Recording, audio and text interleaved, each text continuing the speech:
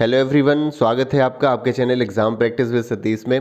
तो दोस्तों, ये केवीएस इंटरव्यू सीरीज़ का ये तीसरा वीडियो है और इसके पहले मैं 2 वीडियो अपलोड कर चुका हूँ। जो कि पहला वीडियो था कि मेरा कैसा एक्सपीरियंस रहा है केवीएस के इंटरव्यू में, किस तरह के प्रश्न मेरे से पूछे गए हैं, क्या टीचिंग का टॉपिक था। तो दोस्तों ज़रूर देखिएगा क्योंकि वो बहुत ही इंपॉर्टेंट है। और जो दूसरा वीडियो था वो था आपके पूरे डाउट्स को लेकर के, और आपके लिए कुछ टिप्स थी कि इंटरव्यू में आप कैसे अपने मार्क्स इन्हेंस कर सकते हैं। वो सारा मैंने एक ही वीडियो में कवर किया हुआ है और वो भी बहुत इन्फॉर्मेटिव आपके लिए ये वीडियो था।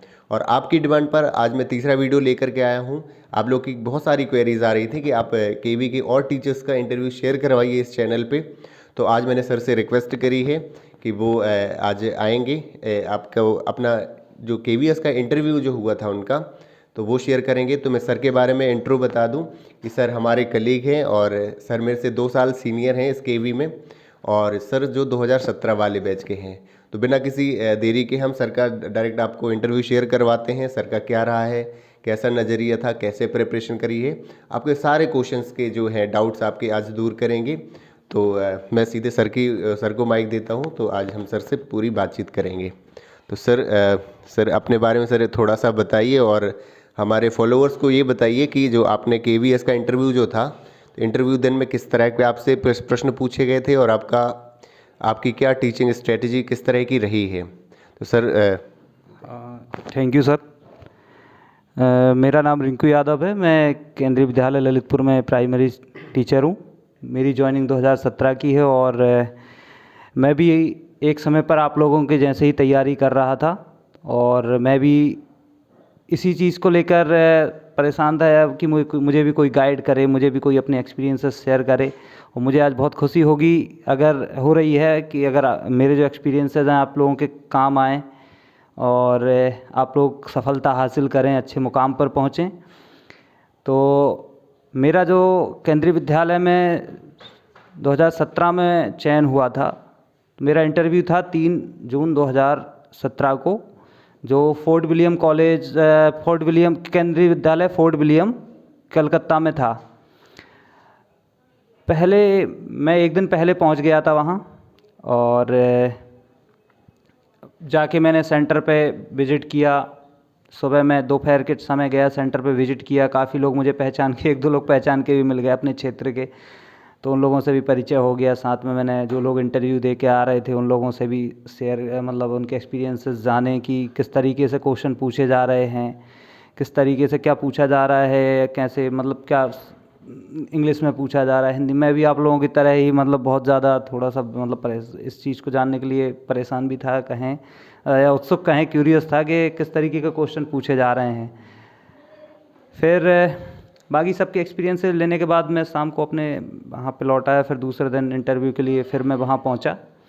तो सबसे पहले जब हम वहाँ पहुँचे तो गेट पर समय का इंतज़ार किया जा रहा था कि इतने बजे एंट्री मिलनी है। वहाँ पे गार्ड था, गेट नहीं खुला था, हम लोग बाहर इंतज़ार कर रहे थे सभी लोग। बाकी जिन जिन के डॉक्यूमेंट्स कमी थी या एक दूसरे से जान कर थोड़ा सा समझ के वो लोग अपना डॉक्यूमेंट्स पूरे कर रहे थे। नाश्ते पानी की व्यवस्था बाहर थी, तो सब करने के बाद में फिर गेट खुला, हम लोग अंदर गए। वहाँ पे सारे डायरेक्शंस लगे हुए थे कि कहाँ पे आपको जाना है, किस रूम में जाना है। तो उसके तहत हम लोग वहाँ पहुँचे। वहाँ पे खड़े मतलब जो टीचर्स जो भी जिनकी भी ड्यूटी थी वो लोग भी वहाँ पे खड़े हुए थे। वो बता रहे थे कि आप यहाँ चले जाइए। हम लोग फिर हॉल में जाके एक बैठे वहाँ पे। फिर वहाँ पे हमको इंस्ट्रक्शंस दिए गए कि आप ये डॉक्यूमेंट्स तैयार कर लीजिए। उनका ये था कि जब हम अंदर पहुँचें उससे पहले हमारे कोई डॉक्यूमेंट्स में कमी ना रहे। तो हम लोगों को पूरे डॉक्यूमेंट्स जो हैं वो बताए गए कि ये डॉक्यूमेंट्स आप इस सीरीज़ में लगा लीजिए। जब भी आप जा रहे हैं तो 2-2 सेट अपने सारे डॉक्यूमेंट्स के पहले से ही करवा के रख लीजिए। 4 से 5 फ़ोटो आपके जो हों रिसेंटली के, और ज़्यादा सही है कि आपने जो फॉर्म में लगाया था वो फ़ोटोज़ भी हों तो और सही है। वो फ़ोटोज़ आपके फ़ोटोज़ हों। आप गम वगैरह ये सब चीज़ें वहाँ पेस्ट करने के लिए सारी चीज़ें अपनी साथ में लेके जाएं। स्टेपलर साथ में लेके जाएं और अपने कागज़ पहले से कंप्लीट कर लें तो ज़्यादा सही है। एक आपके साथ उसके साथ में दिया जाता है एक फॉर्म कि आप इस फॉर्म को भर के लेके आना है। ऊपर आपकी जानकारी सारी, एजुकेशनल क्वालिफ़िकेशन, और नीचे एक कॉलम दिया रहता है कि आप इस जॉब के लिए आपको क्यों सूटेबल मानते हैं। तो वो आप अपने शब्दों में लिखें। कोई कोई क्या करता है कि नेट से देख लिया, किसी टीचर से लिखवा लिया, अपने दोस्त से लिखवा लिया, वो पढ़ा हमने है नहीं और हम पहुंच गए। बाकी बाद में वो पूछ लेते हैं कि ये क्या आपने क्या लिखा है, और आपसे पूछा गया और वो कोई आपका जो आंसर है उससे डिफरेंट चला गया, वो कहेंगे आपने तो इसमें ये लिखा है और आप बता ये रहे हैं। उसमें आप जो अगर इंग्लिश में लिख रहे हैं, इंग्लिश हिंदी दोनों में लिखने का ऑप्शन होता है। इंग्लिश में लिख रहे हैं तो उसमें ग्रामर का भी ध्यान रखें कि भाई कौन सा टेंस यूज़ हुआ है, या ये सब कौन से टेंस में आता है, ग्रामर, ये नाउन प्रोनाउन, वो उसमें से भी क्वेश्चन पूछ लेते हैं आपसे। वो सारी चीज़ें वो ध्यान में रखें। फिर उसके बाद में हमें फिर दूसरे डॉक्यूमेंट सारे कंप्लीट होने के बाद में फिर दूसरे रूम में भेजा गया, जहां हमको फिर ग्रुप में बांट दिया गया। इतने इतने के ग्रुप में आप लोग, हमको बांट दिया गया। तो फिर वहाँ पे और जो जिनकी ड्यूटी थी, जिन टीचर्स की या जो भी ऑफिशियल्स जो थे वहाँ पे, उन लोगों ने हमारे डॉक्यूमेंट वेरीफाई किए और उन पे हमसे सेल्फ अटेस्टेड करवाया सामने ही। और सारे डॉक्यूमेंट वेरीफाई करने के बाद में उन्होंने हमारे डॉक्यूमेंट्स हमको लौटा दिए। एक एक करके बुला रहे थे, सभी लोग बैठे हुए थे, वो एक एक करके बुला रहे थे कि एक एक करके आते जाओ आप। और बढ़िया आराम से, और उनका जो व्यवहार भी बहुत अच्छा, मतलब बहुत अच्छे से वो बात कर रहे थे। आप बिल्कुल घबराएं नहीं, आराम से उन्होंने डॉक्यूमेंट्स हमारे चेक किए और फिर हमारे जो ओरिजिनल थे वो लौटा दिए, और उनने हमारे जो डॉक्यूमेंट वेरिफिकेशन होने के बाद में जो एक कॉपी थी वो उनने अपने पास रख ली। फिर हमको एक रूम में एक ग्रुप वाइज कि ये वाला ग्रुप वहाँ उस हॉल में जाके बैठेगा, ये वाला ग्रुप उस हॉल में जाके बैठेगा, उनके नाम बता दिए, हमें वहाँ पे पहुँचा दिया गया।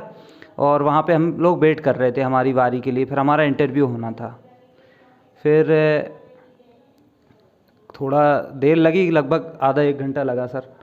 तो वहाँ हम लोग बैठे रहे, एक के बाद एक नंबर आते जा रहे थे लोगों के, मगर ये था कि वो लोग शायद वहीं के वहीं चले भी जा रहे थे।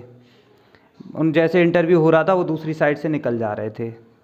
और शायद मैं अब बैठा था, अपनी बारी का इंतज़ार कर रहा था। थोड़ा सा नर्वसनेस भी थी कि भाई कब नंबर आएगा, और दूसरा ये भी कि थोड़ा सा समय और मिल जाए। ठीक है, मतलब अजीब तरीके का वो था, पर मैं अपने आप को संभाले हुए था कि भाई मुझे बहुत अच्छा करना है। मैं पहले से तैयारी करके ही ऐसे ही गया था कि नहीं, मुझे तो करना है भाई, वहाँ पे बिल्कुल इंटरव्यू में कोई कमी नहीं रहने देना है। तो मेरा नंबर आया, मुझे वहाँ बुला लिया गया गेट से बाहर कि आपका नंबर बस आने वाला है। मैं वहीं खड़ा था। थोड़ी देर बाद फिर मुझे अंदर बुलाया गया। तो फिर मैंने जाकर पूछा क्या मैं आई कम इन सर। तो मैं अंदर पहुँचा सर। उसके बाद में वहाँ फिर मैं पहुँचा तो उन्होंने मुझे बुलाया, आइए प्लीज़ सिट। तो मैंने उनको धन्यवाद कहा, थैंक यू सर, बैठने के लिए। फिर मैंने थैंक यू सर बोला उनको। फिर 5 लोग थे पैनल में। तो सबसे साइड में, मतलब वहाँ से शुरू किया गया। उनका अपना अपना होगा कि एक 1 बाई 1 वो क्वेश्चन पूछेंगे। तो उधर से फर्स्ट मेरा उनने कहा कि अपना इंट्रोडक्शन दीजिए। तो मैं पहले ही अपना इंग्लिश में जो है इंट्रोडक्शन अपना तैयार करके गया था, और काफ़ी बार अपना आईने के सामने भी बोल के देखा मैंने कि भाई कैसे बोलता हूँ मैं, और अपनी मिस्टेक्स जो हैं कभी अपना वीडियो बना के भी मैंने देखा। तो वो, हाँ सर। इसी बीच में मैं क्वेश्चन पूछ लूँ, क्योंकि मेरा भी इन्वॉल्वमेंट बना रहे। तो मैं सर से ये पूछना चाह रहा हूँ कि ये जो इस वेटिंग एरिया में रहता है, हम लोग बैठे रहते हैं 2-3 घंटा कई बार लग जाता है ना। तो वहाँ पे एक बहुत एकदम इतना ज़्यादा नर्वसनेस लगती है ना। और एक और चीज़, जब हमारा नंबर आता है कि हमारा नंबर आ गया, उस टाइम भी बहुत ज़्यादा कहीं गला सूखने लगता है। तो इस चीज़ को कैसे दूर किया जाए। दूसरे ये क्वेश्चन आते हैं कि आपने अभी एक चीज़, आप क्या ड्रेस पहन करके गए थे, है ना, आपने क्या उसके लिए तैयारी करी थी, और हमारे जो फॉलोवर्स हैं उनको आप क्या सजेशन देना चाहते हैं कि किस तरह के वो कपड़े पहन के जाएं तो एक अच्छा इफ़ेक्ट पड़े, कोई नेगेटिव इफ़ेक्ट ना पड़े उस चीज़ का, है ना। और इसके बारे में बताइए सर। हाँ सर, जैसा कि अगर हम हॉल में बैठे हैं तो सारी वहाँ पे सुविधाएं होती हैं। ऐसा नहीं कि हम वहीं बैठे हैं, बाहर हम जा सकते हैं। बाहर पानी की व्यवस्था है, वहाँ भी आपके लिए पानी की व्यवस्था रहेगी। पास में भी वाटर कूलर्स वगैरह, अगर क्योंकि केंद्रीय विद्यालय में इंटरव्यू होता है, और केंद्रीय विद्यालय में किसी चीज़ की ज़्यादातर वैसे कमी नहीं होती है। बहुत अच्छा, मतलब किसी चीज़ की आपको कहीं कोई कमी नहीं होगी। और आप वहाँ पे बैठे हैं, अपना खाना भी खा सकते हैं, पानी आराम से, कोई दिक्कत नहीं है। और दूसरा सर ड्रेस की, तो ऐसा है कि ड्रेस आप जो है चेक में ना हो, थोड़ी फॉर्मल हो, जीन्स अवॉइड करें आप अपना, अच्छा जूते आपके सही हों, बेल्ट आपका जो है कलरफुल ना हो, ब्लैक हो तो, और जो थोड़ा सा डिज़ाइन वाला ना हो। और गर्ल्स के लिए क्या होना चाहिए? गर्ल्स दोनों पहन के, या तो सूट पहन के जाएं, गर्ल्स साड़ी में भी जा सकती हैं। अब भाई किसी किसी को साड़ी अगर पहनते जैसे नहीं आता है तो अपना सूट पहन के जाएं। और अब जैसे कि दुपट्टा है वो सब एक कमेंट आया था हमारे फॉलोअर्स का, एक गर्ल्स का, कि वो यदि फॉर्मल शर्ट पैंट पहनना चाहें तो क्या वो पहन सकती हैं क्या? इस बारे में सर आपके क्या विचार है? फॉर्मल शर्ट पैंट पहन सकते हैं, इसमें तो कोई मतलब रुकावट नहीं है कि फॉर्मल आपकी ड्रेस पूरी है, कोई दिक्कत नहीं है, आप फॉर्मल शर्ट पैंट भी पहन सकते हैं। इस बात जिसमें आप कंफर्टेबल, बस उस तरीके के ना हो कि भाई एक टीचर के जैसे हों, टीचर लगना चाहिए। हाँ करें तो ठीक है, क्योंकि यदि आप सूट वगैरह में, सूट और साड़ी में कंफर्टेबल हो रहे हैं तो आप, क्योंकि आप मुझे पता है कि जब आप एक केंद्रीय विद्यालय में आएंगे वहाँ पर आप किसी को नहीं देखेंगे वहाँ पर कि कोई लेडी टीचर आ रही है पैंट शर्ट। हालांकि कोई दिक्कत नहीं है क्योंकि आप खुद ही नहीं पहनोगे, इसलिए जो आप ये देखिए कि जो टीचर को क्या पहनना चाहिए बस, और आपको कंफर्टेबल लगना चाहिए, इन दो चीज़ों का ध्यान रखेंगे। बस आप यही रहना चाहिए, यही चीज़। सर इंटरव्यू के बारे में आगे बताइए, इंट्रोडक्शन के बाद, आपका इंट्रोडक्शन जो हुआ था उसके बाद। सर मैंने इंट्रोडक्शन देने के बाद में अपना इंग्लिश में इंट्रोडक्शन दिया, तो अपना नाम बताया, अपनी educational qualification, father's name, father का ऑक्यूपेशन, मैं किस जगह से बिलोंग करता हूँ, ठीक है, और उस जगह का नाम, और अपनी मदर का नाम, फिर अपनी हॉबीज़ जो हैं थोड़ी सी जेन्युइन बताएं कि कुछ ऐसी मतलब आप ज़्यादा हाई फाई या जो थोड़ी मतलब सर थोड़ी सही हो, मतलब हॉबीज़ कि जिनके बारे में थोड़ा जो हॉबी है उनके बारे में पढ़ कर के भी जाएं, थोड़ा सा कि नॉलेज हो। आप कोई, आपने योगा बता दिया, बिल्कुल योगा बता दिया, और योगा के बारे में आपको पता नहीं है कि योग गुरु जो है महर्षि पतंजलि, वो वैदिक काल से लेकर के थोड़ा सा नॉलेज होनी चाहिए उसके बारे में, ताकि हाँ लगे जेन्युइन आप जानते हैं उसके बारे में और आप करते हैं उस योगा को भी, है ना। तो ये चीज़ है। जैसे गाना है तो गाने से संबंधित थोड़ा सा नॉलेज हो, हालांकि ठीक है गाना आता है तो। आपसे हॉबी का सर प्रश्न पूछा गया था क्या? और आपने क्या उसका जवाब दिया था, थोड़ा बताएं सर। हाँ सर, तो मैंने अपनी हॉबीज़ में, देखिए मैं बिलोंग करता हूँ गांव से, तो मेरी गार्डनिंग भी हॉबी है और टीचिंग भी मैंने हॉबी में बताई, क्योंकि मैं पहले से पढ़ाना मुझे अच्छा लगता है और पहले भी मैंने काफ़ी स्कूलों में पढ़ाया, तो वो भी एक मेरी हॉबी ही है, कहें पैशन भी है और हॉबी भी है, दोनों हैं। और सिंगिंग और गाने का मुझे ज़्यादा तो एकदम मैं नहीं है, पर फिर भी मुझे गाने का मतलब शौक़ है, मैं गाता हूँ जब भी मुझे मतलब मौका मिलता है, चाहे अकेले में गाऊँ या, तो गाने का भी मैंने बताया था। तो उन्होंने कहा कि अच्छा गाना है आपकी हॉबी, कहाँ सर, तो उन्होंने कहा कि चलिए पोएम गा के सुनाइए, तो मैं अपनी पोएम तैयार करके ले गया था। बिल्कुल, आप गाना यदि हॉबी बता रहे हैं तो अच्छे से 2-4 गाने ज़रूर तैयार करके चाहिएगा। सिंगर्स के नाम भी आपको याद होने चाहिए कि उनने पूछ दिया कि इस सिंगर का आपका नाम बताइए, गाना बताइए, तो भी आना चाहिए, है ना। अच्छा तैयार करके जाइएगा। तो बिल्कुल यदि आपने गाना बताया तो बिल्कुल आपको गाना पड़ जाएगा वहाँ पे, और यदि आपका तैयार है तो फिर तो आपके लिए बेनिफिट वाली बात हो गई कि आप तैयार करके भी गए, वही आपसे पूछ भी लिया गया, है ना सर। उसके बाद हॉबी के बाद आपसे मेन आती है बात की टीचिंग वाला। कई लोगों को ये दिक्कत रहती है कि टीचिंग में बहुत है, टीचिंग कैसे करनी है, वहाँ पे कौन सा टॉपिक पूछे जाते हैं, और आपसे क्या पूछे गए थे सर? वहाँ पे ज़्यादातर तो देखिए आपसे जो है टीचिंग तो प्राइमरी की ही कराई जाएगी। पहले जो होता था कि अब तो सिलेबस भी प्राइमरी का इंक्लूड कर दिया गया है इसमें। जो आपके एग्ज़ाम्स हुआ है केवीएस का 2017 में जो एग्ज़ाम हुआ था उसमें ये सिलेबस नहीं आता था, तो अब तो सिलेबस भी इंक्लूड कर दिया गया।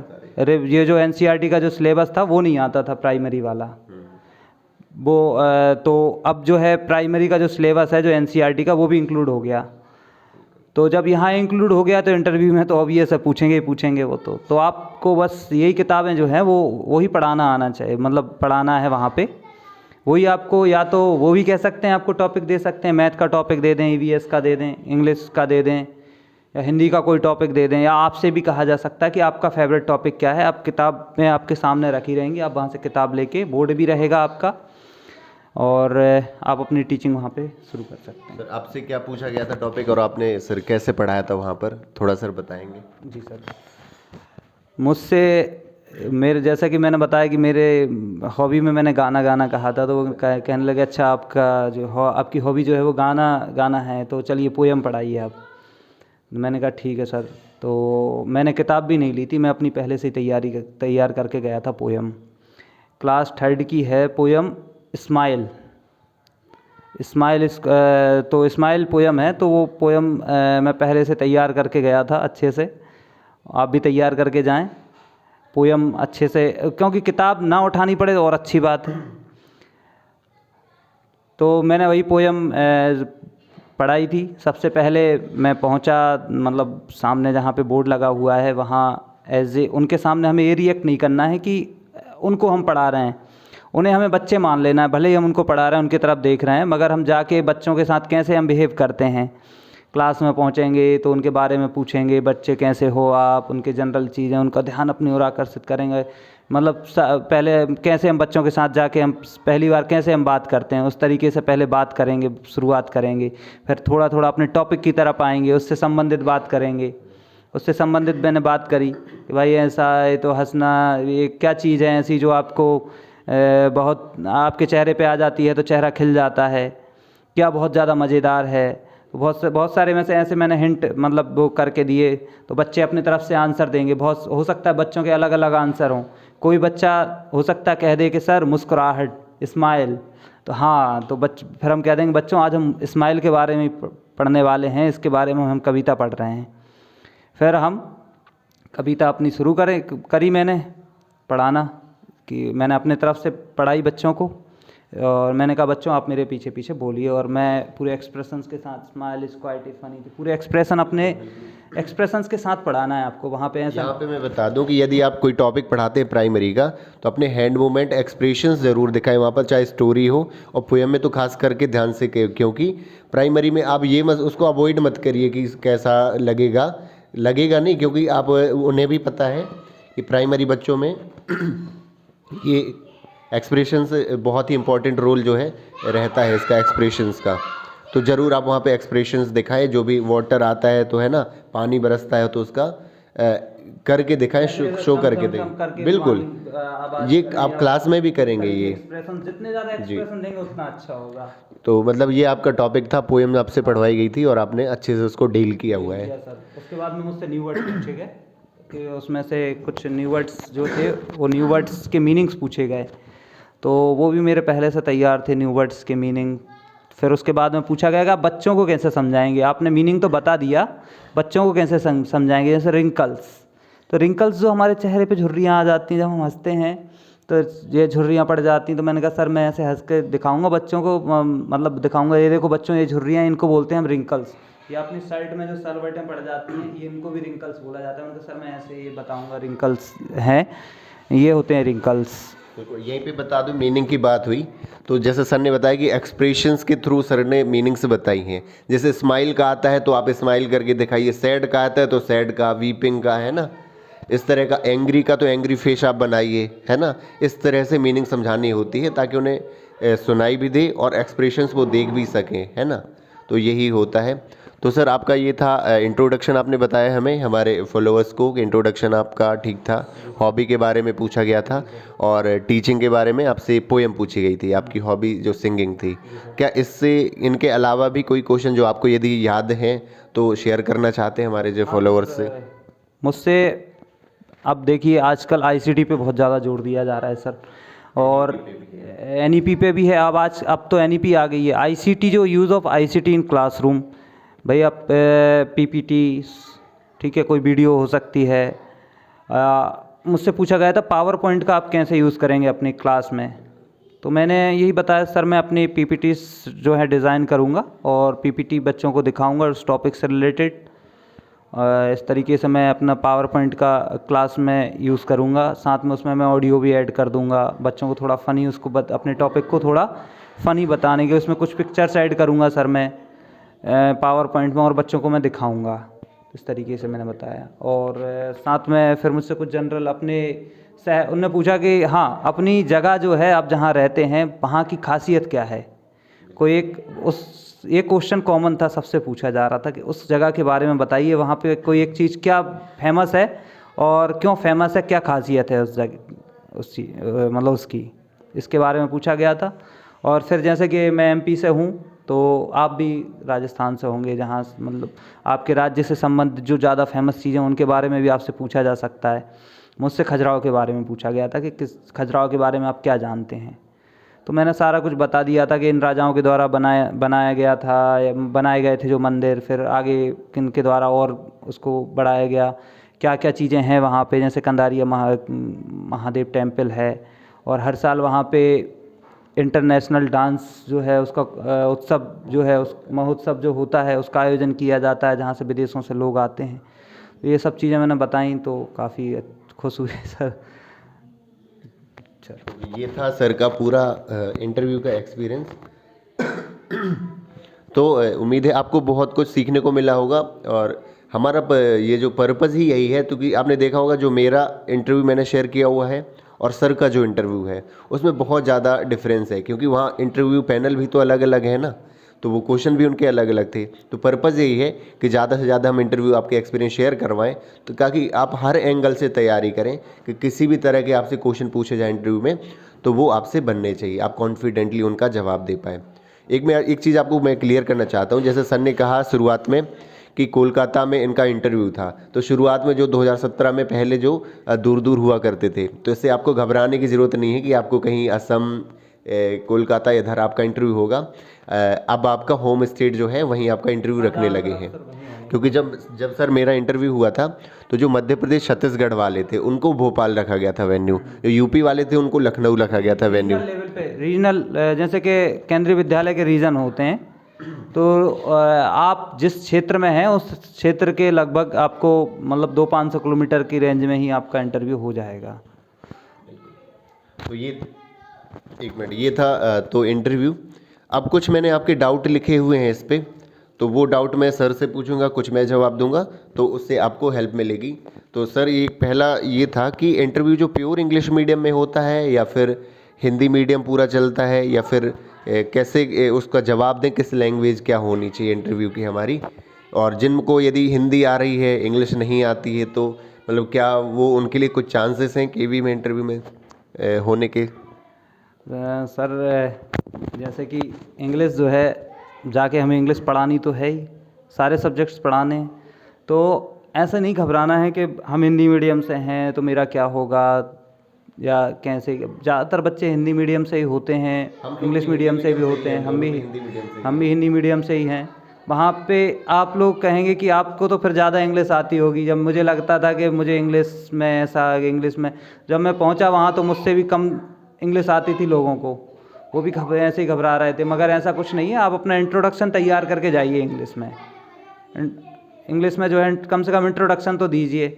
शुरुआत में आप मत कहिए कि सर मैं आई स्पीक इन हिंदी, या मैं हिंदी में बात कर सकता हूँ। कम से कम इंट्रोडक्शन तो दीजिए। आप बाइलिंगुअल रहिए, बाइलिंगुअल मतलब कुछ वर्ड्स आपको इंग्लिश में भी आएँ, इतना थोड़ी कोशिश कीजिए। बाकी हिंदी में भी आप देंगे तो घबराने की ज़रूरत नहीं है, आप पूरा कॉन्फिडेंस से अपना इंटरव्यू दीजिए। ऐसी कोई दिक्कत नहीं है कि हिंदी और इंग्लिश वाली। सर और मैं जैसा सर ने बता दिया कि वर्डिंग इंग्लिश रखनी, यदि आप शुद्ध हिंदी मीडियम के हैं तो उन्हें ऐसा ना फील होने दीजिए कि बिल्कुल नहीं आता आपको इंग्लिश। मैंने पुराने आपको क्लास में बताया है कि आप थोड़ी सी अभी से इंग्लिश की वर्डिंग थोड़ा सा शुरू कर दीजिए, वर्ड पावर। और अच्छा तरीका यही होगा कि हम जो एनसीईआरटी की बुक्स पढ़ें। एनसीईआरटी बुक पढ़ने के एक दो फायदे हो जाएंगे। एक तो आपको जो टीचिंग आप करोगे वहाँ पर, उससे आपको टॉपिक मिल जाएगा। दूसरा, आपकी वर्डिंग हो जाएगी मजबूत। तो इससे वहाँ पर एक और चीज़, जब आपको टॉपिक दे रहे हैं मान लीजिए बुक से ये पोएम पढ़ाइए, तो आपको पूरे टाइम बुक पे देखने की जरूरत नहीं पड़ेगी, है ना, कि आप बुक को पढ़ के एक एक लाइन रीड कर रहे हैं। और इंटरव्यू के लिए जब वो टॉपिक दे रहे हैं तो भी आप थोड़ा सा समय मांग सकते हैं। Sir 1 minute, can I take 1 minute sir, क्योंकि उन्हें भी पता है कि बंदा पहली बार टॉपिक पढ़ाने आया है और ऐसा टॉपिक हमने रैंडमली दे दिया है। 1 मिनट दे देंगे, 1 मिनट में आप जल्दी से आउटलाइन एक तैयार कर लीजिए।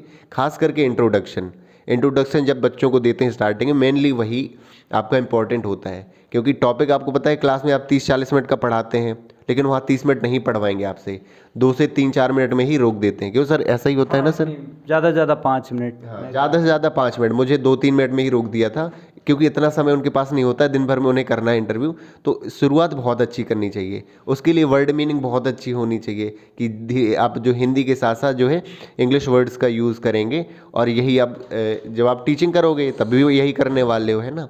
यहाँ प्योर इंग्लिश मीडियम, मान लो प्योर इंग्लिश आपसे बनती है, हिंदी नहीं बन रही, कुछ लोग हो सकते हैं, तो भी उन्हें दिक्कत जाने वाली जब आप रियल क्लासरूम में आओगे। आप हिंदी बेल्ट में बच्चे नहीं समझ पाएंगे यदि आप प्योर इंग्लिश में आप बताओगे, है ना। तो और एनईपी ने भी कहा है कि आपको मातृभाषा में, मदर टंग में पढ़ाना है प्राइमरी क्लासेस में जो है। तो ये कहीं ना कहीं आप लैंग्वेज को बैरियर एकदम मत मानिए, थोड़ी सी इंग्लिश का प्रैक्टिस करना शुरू कर दीजिए। तो बच्चों का अगला ये क्वेश्चन था सर, 2-3 क्वेश्चन एक साथ में ले लेता हूँ। एक ये है कि वहाँ जो डेमो होता है, डेमो टीचिंग, तो क्या बच्चों के वहाँ सामने होता है, बच्चे वो लाते हैं क्या वहाँ पर डेमो के लिए, या फिर और टीचिंग लर्निंग जो मटेरियल है टीएलएम घर से बना के ले जा सकते हैं हम वहाँ पढ़ाने के लिए? तो सर आप क्या विचार हैं आपके सर इस बारे में? हाँ, टीएलएम आप अगर अपना कोई अच्छा आप में कोई स्किल या फिर आप अपने लेकिन सर टीएलएम यदि टॉपिक मान लीजिए टीएलएम वो बना के ले गए और वो टॉपिक नहीं पूछा गया, फिर क्या कर सकते फिर हैं? भी आप अपना दिखा सकते हैं कि सर मैंने टीएलएम बनाया है इससे संबंधित। हाँ हाँ, आप चाहें तो वो आपसे पढ़वा सकते हैं उससे संबंधित, नहीं तो दूसरा कोई टॉपिक भी दे सकते हैं। बिल्कुल। डेमो जो बच्चों के सामने देना होता है। डेमो बच्चों के सामने सर नहीं देना होता, क्योंकि दिन दिन भर इंटरव्यूज़ चलते हैं, सुबह 7 या 8 बजे से शुरू हो जाता है और 6-6, 7-7 बज जाते हैं। तो इतने समय बच्चों को कहाँ बिठाया जाएगा, उस बच्चों को नहीं बिठाया जाता, बच्चे नहीं होते सर। बिल्कुल। और जैसे बताया सर ने कि शाम शाम कई बार क्या है, आप सुबह से जाएंगे ना 4 घंटे भी लग सकते हैं। खाने पीने का विशेष ध्यान रख के जाएं, अपनी व्यवस्था लेकर के जाएं। कई बार मान लीजिए केवी आउटर में है, वहाँ पे वो, क्योंकि केवी ही वेन्यू रखते हैं जनरली, वहाँ पर मान लीजिए शॉप नहीं है खाने पीने की, तो अपना ले कर के जाएँ, थोड़ा सही रहेगा आपका। अगला क्वेश्चन ये है सर, क्या जो KVS PRT का जो इंटरव्यू है, खास करके PRT का, क्योंकि मैं पूछ रहा हूँ क्वेश्चन, और जब TGT के लिए मैं दूसरे सर भी आएंगे, रिक्वेस्ट करूँगा, तो सर के पास समय होगा तो ज़रूर आएंगे, आपसे बात करेंगे वो। तो क्या सीनियर लेवल के क्वेश्चन पूछे जाते हैं क्या? क्योंकि है तो प्राइमरी हम PRT का देने वाले इंटरव्यू, तो 6 to 8 या 10th लेवल के क्वेश्चन पूछ सकते हैं क्या इंटरव्यू में? देखिए 1-2 क्वेश्चन जो हैं पुटअप किए जा सकते हैं आपके सब्जेक्ट से संबंधित। आपने जैसे एमकॉम किया हो, बीकॉम किया है या एमए किया है, तो उससे 1-2 क्वेश्चन तो आपसे पुटअप, मगर जनरली आपको पढ़ाना प्राइमरी को है। अगर टीचिंग टॉपिक जो है वो भी दे सकते हैं क्या सर सेकेंडरी लेवल का, कि वो प्राइमरी से ही होगा? वो प्राइमरी से ही होता है जनरली, पर कभी कभी दे सकते हैं कि आप ये टॉपिक पढ़ाइए, पर आपको 99% प्राइमरी का ही टॉपिक दिया जाएगा। ओके, तो इस चीज़ से निष्पक्ष रहिए कि आपसे सेकेंडरी, हो सकता है आपसे जब जनरल क्वेश्चन पूछ रहे हो उस टाइम पे पूछ लें, तो ये डिपेंड करता है आपकी क्वालिफिकेशन पर भी। आप ग्रेजुएट हैं, है ना, तो कई बार उससे पूछ लिया जाएगा, है ना। तो उतनी घबराहट वाली बात नहीं है कि मेन इफेक्ट पड़ेगा आपकी वहाँ डेमोन्स्ट्रेशन का। वो टॉपिक आपका लगभग आपका प्राइमरी क्लास से ही रहेगा। मान लीजिए सीनियर क्लास का भी हो गया कि मैग्नेट के बारे में बताइए, तो भी आप टीचिंग ऐसी करना कि आप प्राइमरी बच्चों को पढ़ा रहे हो, है ना, भले ही टॉपिक आपका सेकेंडरी जो है वो वैसे ही रखिए कि आप प्राइमरी बच्चों को पढ़ा रहे हैं। और सर ये अगला क्वेश्चन था हमारे फॉलोअर्स का, चूंकि मैंने देखिए डायरी पे लिख रखे हैं आपके क्वेश्चंस ताकि आसानी हो जाए, है ना। अगला ये क्वेश्चन है कि डॉक्यूमेंट्स वहाँ पर कौन कौन से ले जाने होते हैं, तो इसके बारे में सर कौन कौन से हम डॉक्यूमेंट वहाँ पर ले जाएं?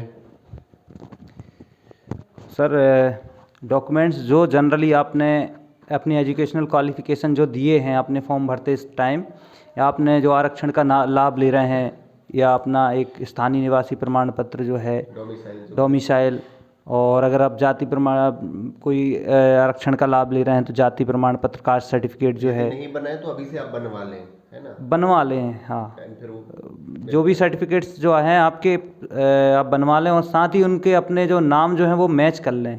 अभी आपके पास समय है, फिर बाद में समय नहीं होता है तो, और अभी आप जो हैं उनमें सुधार करवा लें। ज़्यादा सही है कि आपके जो डॉक्यूमेंट्स जो हैं वो 10th आपकी ग्रेजुएशन की मार्कशीट्स से मिलते जुलते हो, साथ ही आपकी 10th की मार्कशीट से ही आपके मम्मी पापा का नाम, आपका नाम, आपकी 12th की मार्कशीट, साथ ही आपके ग्रेजुएशन की मार्कशीट, ये इन सब में एक जैसे नाम हो। कभी कभी चेंज हो जाता है कहीं कहीं तो। शुरुआत में मैंने बताया था आपकी पुरानी वीडियो में कि थोड़ा बहुत यदि मिस्टेक है कुमार वाला, क्योंकि कुमार वाला इंडिया में जनरली होता है कि बच्चों में नाम में कुमार लग गया, फिर आपकी 12th ग्रेजुएशन में कुमार नहीं लगा, आगे श्री कुमारी लिखा है ना।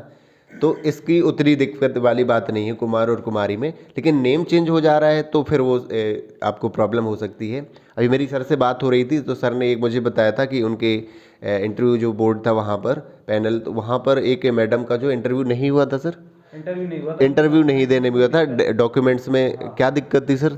उनके डॉक्यूमेंट्स में नाम गलत था, नाम ही पूरा ही नाम गलत था, फादर का नाम पूरा ही चेंज था। Okay okay. तो ग्रेजुएशन की मार्कशीट में और हाई स्कूल की मार्कशीट में कुछ और था, तो फिर उनको नहीं देने दिया गया इंटरव्यू। देखिए इस चीज़ का बहुत बड़ी दिक्कत में आप पढ़ सकते हैं यदि इतना ज़्यादा चेंज है। थोड़ा बहुत है इस तरह का कि गैप नहीं है, मान लीजिए किसी का नाम है फॉर एग्जांपल राम शरण है, राम शरण में गैप है और किसी में गैप नहीं रह गया, तो आपसे अपना एफिडेविट बनवा सकते हैं पहले से आपको यदि इतना ज़्यादा लग रहा हो, लेकिन इसमें उतनी दिक्कत की बात नहीं। लेकिन आपका नेम ही चेंज हो गया है आपका, तो फिर प्रॉब्लम हो सकती है आपको। अब आगे है कि एनसीईआरटी बुक्स कहाँ से पढ़ें, तो अब तो ये बुक से आप मोबाइल ऐप के थ्रू आ जाते हैं, ई पाठशाला ऐप है ना, एनसीईआरटी के ऐप से, हाँ सर, ई पाठशाला ऐप है ना। प्रेफर करेंगे तो उस पर अपडेटेड मिलेगा। और यदि आप थोड़े से पैसे खर्च कर सकते हैं, थोड़ी सी एक दो बुक हिंदी की इंग्लिश की, उससे क्या होगा, दो चार पोएम जरूर तैयार करके जाइए और स्टोरीज तैयार कर लीजिए एज अ डेमो टीचिंग, क्योंकि लगभग सारी पोएम का एक जैसा तरीका होता है, स्टोरीज़ का थोड़ा अलग तरीका होता है। एटलीस्ट आपको नॉलेज हो कि पोएम किस तरह से पढ़ाते हैं और स्टोरीज़ पढ़ाने का तरीका क्या होता है, ये आपसे आने लगेगा। तो वहाँ कोई भी पोएम देंगे तो आप कहीं ना कहीं आप कर जाएंगे, ठीक कर जाएंगे, है ना। आगे है आपने ये क्वेश्चन पूछे कि और भी टीचर्स के इंटरव्यू लाएं, तो वो हम लाएंगे। ये सीरीज़ का ये पहला वीडियो आप देख ही रहे होंगे। आगे है कि मैरिज, कोई मैरिड वुमन है या फिर मैन है तो क्या उसे मैरिज सर्टिफिकेट की ज़रूरत है, और दो क्वेश्चन ही ले रहा हूँ। और दूसरा भी क्वेश्चन ये है कि एवरेज वहाँ पर कितना टाइम इंटरव्यू चलता है। तो पहला है मैरिज सर्टिफिकेट का क्वेश्चन सर। मैरिज सर्टिफिकेट का जनरली ऐसा होता है कि सर मतलब मैंने देखा है कि ग्रेजुएशन में की मार्कशीट में शायद हस्बैंड का नाम कभी कभी चेंज हो जाता है, फादर की जगह हस्बैंड का नाम आ जाता है। यदि डॉक्यूमेंट में यदि नेम चेंज है, देखिए कहीं हस्बैंड की जगह फादर का नेम है कोई आपकी क्वालिफिकेशन में, तो ले जाइए मैरिज सर्टिफिकेट, तो वहाँ पे ज़रूरत तो पड़ेगी आप ले कि जाइए। अगर आपकी मार्कशीट में अगर जैसे वैसे आपने उसमें दिया है मैरिड अनमैरिड, तो उसके लिए ले जाने की ज़रूरत नहीं है। मगर आपकी मार्कशीट ग्रेजुएशन की क्या होता है, शादी के बाद कोई ग्रेजुएशन करता है तो वहाँ पे फादर्स नेम की जगह हस्बैंड्स नेम आ जाता है। जैसे कि आप देखेंगे फादर्स नेम / हस्बैंड्स नेम रहता है कई कई यूनिवर्सिटीज़ की मार्कशीट में। अगर वहाँ पे हस्बैंड्स नेम हो गया तो फिर आपको मैरिज सर्टिफिकेट ले जाएं तो ज़्यादा सही है। ओके। तो अगला सर ये क्वेश्चन है कि ये जो सीटेट की मार्कशीट है, वो पहले तो जो कि उसमें आती थी सर, ये मार्कशीट ओरिजिनल मार्कशीट आ जाती थी, अभी क्या वो डिजी लॉकर की मार्कशीट सर मान्य हो जाएगी अभी, या फिर उसमें कोई दिक्कत है अभी? सर अब तो सर डिजी लॉकर की ही मान्य है, हमें वो वैसे मार्कशीट भेज ही नहीं रहे हैं। डिजी लॉकर पे ही मार्कशीट जो है हमारी, जब हमारा रिजल्ट आता है तो हमें जो मार्कशीट जो है वो डिजी लॉकर से ही डाउनलोड करनी पड़ती है और कहीं से डाउनलोड होती नहीं है। तो डिजी लॉकर में जाके डाउनलोड करना है, साथ में वही मार्कशीट का हमको प्रिंट ले लेना है, उस पर बारकोड दिया रहता है, उससे आपकी सारी इन्फॉर्मेशन स्कैन हो जाएगी और आपका सही है या गलत है वो सब पता चल जाता है उससे। ओके, मैं जल्दी जल्दी आपके और क्वेश्चंस ले लेता हूँ। एक क्वेश्चन मैंने लिखा हुआ है कि आपकी तरफ से था कि कुछ लोग की जो एजुकेशन में गैप हो जाता है, जैसे कई लोग, एक ने लिखा है कि वो बच्चे हैं उनके किसी महिला के और उसकी वजह से उनकी पढ़ाई में गैप हो चुका है, यानी बीएड बहुत पहले किया हुआ है 2011-12 का, और अभी उनने मान लीजिए केवीएस का आपका क्वालिफाई हो गया, तो लगभग 10 साल का यदि गैप है, तो क्या वहाँ पे क्वेश्चन यदि बन जाएगा कि आपका गैप क्यों हो गया है ऐसा, तो वहाँ पर क्या जवाब दे सकते हैं, क्या होना चाहिए सर? आप अपना जेन्युइन जवाब दे दें तो ज़्यादा सही है कि भाई किस तरीके की शादी हो गई, शादी के बाद में समय नहीं मिल पाया, फिर बाद में मेरे पति ने सपोर्ट किया, या मुझे मतलब आपको समय मिल गया पढ़ने के लिए, आपने तैयारी कर ली, तो उस वजह से आपका हो सकता है गैप हो गया हो। जो भी मतलब जो भी जेन्युइन रीज़न है वो अपने हिसाब से आप बता दें वहाँ पे, तो सही रहेगा। और एक क्वेश्चन ये था आप लोगों की तरफ से कि जो डॉक्यूमेंट वेरिफिकेशन होता है तो डॉक्यूमेंट वापस कर दिए जाते हैं, जमा हो जाते हैं, ये तो मैं बता दूं आपका क्या है कि आप ओरिजिनल डॉक्यूमेंट तो ले ही जाते हैं, साथ में उसकी 2 कॉपी करवा के ले जाते हैं डॉक्यूमेंट। और एक और चीज़, आप जो यदि परेशान है कि क्या क्या डॉक्यूमेंट ले जाएं, तो जो आपका इंटरव्यू आपका जो आएगा, इंटरव्यू आपका जो लेटर आएगा उसमें भी लिखा होता है कि आपको कौन कौन से चाहिए वहाँ पे डॉक्यूमेंट वेरीफाई करने के लिए, उससे भी पता चल जाएगा। दूसरा, एक कॉपी आपकी जमा हो जाएगी और ओरिजिनल आपको वापस मिल जाते हैं। अगला कोई फोटो कॉपी जो है वो जमा हो जाएगी, फोटो कॉपी जमा हो जाएगी, 2 कॉपी ले जाते हैं जनरली, मगर 1 कॉपी ही जमा होती है वहाँ पे। और लास्ट क्वेश्चन आपका ले लेते हैं कि करंट अफेयर के कई बार क्वेश्चन पूछ लेते हैं वहाँ पर। डेमोन्स्ट्रेशन तो चल ही रहा है लेकिन जो बैठे हैं वो करंट की चीज़ें पूछते हैं, तो हम करंट अफेयर अभी से किस तरह से तैयार करें, किस तरह के क्वेश्चंस हम ज़्यादा, क्योंकि करंट अफेयर तो एक बहुत वास्ट हो गया पूरा टॉपिक, तो कैसे कैसे हम क्वेश्चन टॉपिक तैयार कर लें करंट अफेयर की, ताकि हम वहाँ पर जवाब दे सकें जो वहाँ पूछे जाएँ क्वेश्चंस। करंट अफेयर्स देखिए आपसे कोई डीप में तो पूछे नहीं जाएंगे।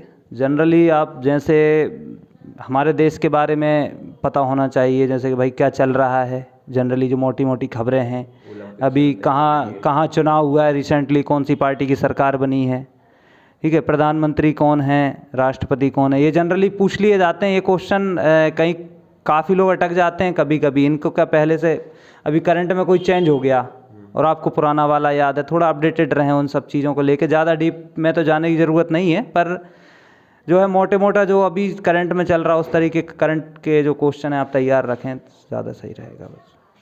और कुल मिला के मैं बता दूं पूरे इंटरव्यू में यदि फैक्ट बेस्ड कुछ क्वेश्चन है कि उन्होंने ऐसा फैक्ट पूछ लिया है, कुछ आसपास चल रहा है और आपसे नहीं बन रहा है, घबराने की ज़रूरत नहीं है वहाँ पर कि उस बेस पे आपका पूरा इंटरव्यू आपका ख़राब चला गया है, कि उसके बाद आप नर्वस होने लगे कि यार मेरा तो ख़राब चला गया बहुत ज़्यादा, कि अब कम मार्क्स आएंगे।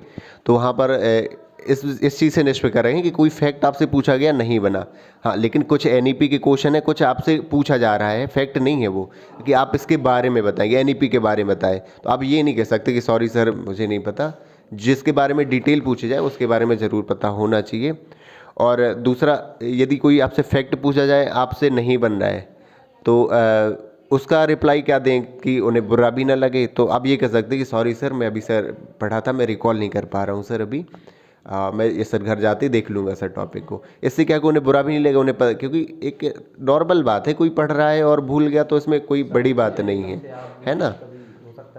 हाँ, तो ये था सर के साथ पूरा इंटरव्यू का एक्सपीरियंस। और फाइनल सर कुछ आप सजेशन देना चाहेंगे फाइनल कि आप अभी से तैयारी किस तरह करें, और कुछ आप बताना चाहते हैं लास्ट में, कुछ आप हमारे व्यूअर्स को ज़रूर बताएं। देखिए हो सकता है कि आपके आसपास में कोई, आप इतनी बड़ी जगह से ना हो कि कहीं इंटरव्यू तैयारी कराने वाले आपको कोई मिल पाएँ, कोई ट्रेनर्स मिल पाएँ, या कोई मतलब आपके आसपास में कोई ऐसी कोचिंग हो या कोई आपको सपोर्ट हो, तो आप घबराएं नहीं, यूट्यूब पे सारा कुछ दिया है, आप यूट्यूब वीडियोस देखिए और बढ़िया अपने आराम से सामने मोबाइल रखिए और तैयारी करिए। और दूसरा आप आईने के सामने जाइए, क्योंकि जनरली इससे पहले आपने अगर इंटरव्यू नहीं दिया है तो आपको नर्वसनेस हो सकती है, अपने आप को थोड़ा सा निखारने के लिए आप आईने के सामने जाइए और बार बार अपना इंट्रोडक्शन दीजिए, बार बार पढ़ा, मतलब उसका जो है आप प्रयास कीजिए, बार बार उसका अभ्यास, जो कहें अभ्यास करिए। और बच्चों जो नर्वसनेस अभी से हो रही है किस तरह तैयारी कर लें अभी से कि थोड़ा उन्हें हेल्प मिले। अभी इससे क्या है कि देखिए केवीएस जब रिजल्ट देगा तो एकदम से देगा और आपके पास समय कम बचेगा। फिर मेरे पास भी, मुझे भी 20 दिन मिले थे, तो 20 दिन में मुझे तैयारी करनी थी, साथ में पता भी नहीं था मैं कैसे तैयारी करूं, एकदम से आ गया सर।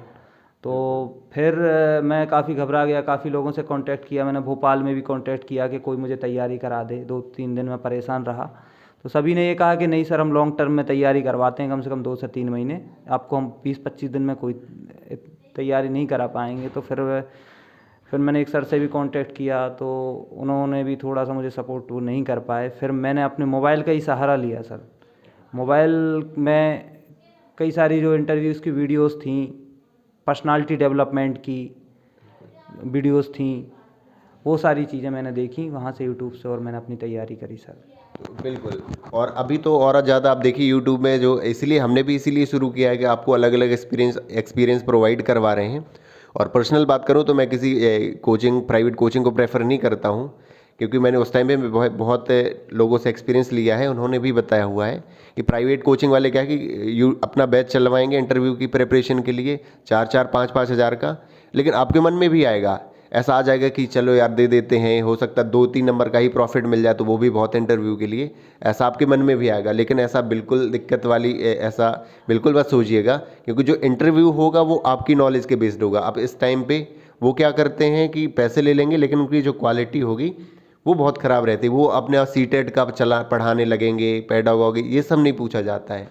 ये सब का तो आपका टेस्ट हो चुका है, आप जो अभी एग्ज़ाम दिया है केवीएस का, आपसे बस वो इंटरेक्शन करेंगे, 2-4-10 मिनट के इंटरेक्शन में आप देखेंगे कि आप एक कैसा टीचर वहाँ जाके कैसे पढ़ाएंगे बच्चों को, ये वो देखने के लिए इंटरव्यू लेते हैं। तो कॉन्फिडेंट रहें, हम आपकी हेल्प करने के लिए हैं। अपने अपने जो आपके किसी भी तरह का डाउट है आप ज़रूर कमेंट बॉक्स में कमेंट करिए, ताकि हम उसे अगली वीडियो में ला करके दूर कर देंगे, है ना।